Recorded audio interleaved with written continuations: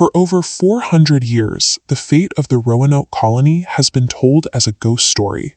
117 men, women, and children stepped off their ships in 1587 and supposedly vanished into thin air. When Governor John White finally returned to the island in the summer of 1590, the physical state of the settlement suggested a deliberate exit. The site had been restructured, leaving behind evidence of a planned departure rather than a chaotic struggle. At the entrance to the camp, White's men found the word Croatoan cleanly carved into a heavy palisade post. Before White had left for England 3 years earlier, he established a protocol for relocation. If the colonists were forced to leave due to a hostile attack, they were to carve a Maltese cross above their destination's name. White examined the palisade post and the surrounding trees. The cross was nowhere to be found. Moving further into the site, he saw that the settlement's original houses had been methodically dismantled. The timbers and hardware were gone, suggesting they had been salvaged for use elsewhere rather than destroyed by raiders. The condition of the settlement points to a strategic transition. This was an organized evacuation, carried out with enough time to pack up the architecture of the colony itself. To understand why a colony would abandon its primary fortification, we have to look at the environmental forces pressing in on the island in the late 1580s. We can reconstruct the climate of that era through dendrochronology, the study of ancient tree growth rings. By analyzing bald cypress trees, researchers found that 1587 marked the beginning of the most severe 3-year drought in 8 centuries. The timing was catastrophic. The colonists arrived too late in the season to plant their own crops, and the drought meant the local Algonquian tribes had no surplus corn to trade. With the regional food supply collapsing, competition for dwindling resources intensified. Tensions between the starving English and the local communities likely reached a breaking point. Remaining on Roanoke Island meant certain starvation. For the colonists, abandoning the settlement became a logical requirement for survival. The long-standing difficulty in tracking the colonists stems from the assumption that all 117 people stayed together. Large groups are difficult to feed during a famine. To survive, the colony likely split into smaller, more mobile factions that could better exploit the limited resources of the surrounding region. One faction moved 50 miles south to Hatteras Island, the home of the friendly Croatoan tribe.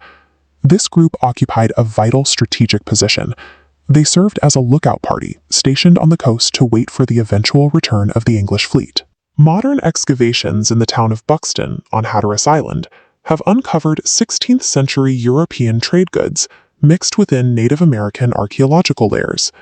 This explains the carving that John White found. Croatoan wasn't necessarily the destination for everyone. It was a signpost pointing White toward this specific lookout party.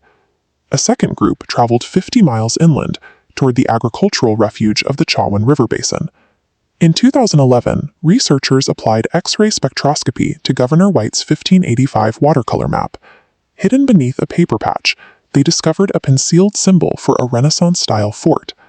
Excavations at this inland site uncovered an Augsburg lead cloth seal. These artifacts were used to verify textile quality and are typically associated with civilian domestic life, indicating the presence of the 1587 settlers rather than a temporary military outpost. The primary body of the colony likely pursued their original mission, migrating north to the Chesapeake Bay to establish a permanent city. 20 years later, the Jamestown settlers received reports that this northern group had lived among the Chesapeake Indians for 2 decades. According to Chief Powhatan's own later statements, he ordered a preemptive attack on the group in 1607, fearing they would ally with the new English arrivals.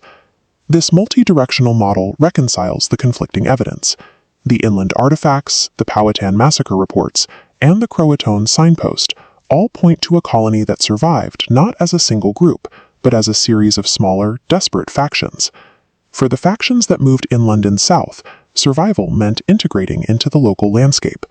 The Lumbee tribe of North Carolina carries oral traditions of ancestors taking in the English survivors.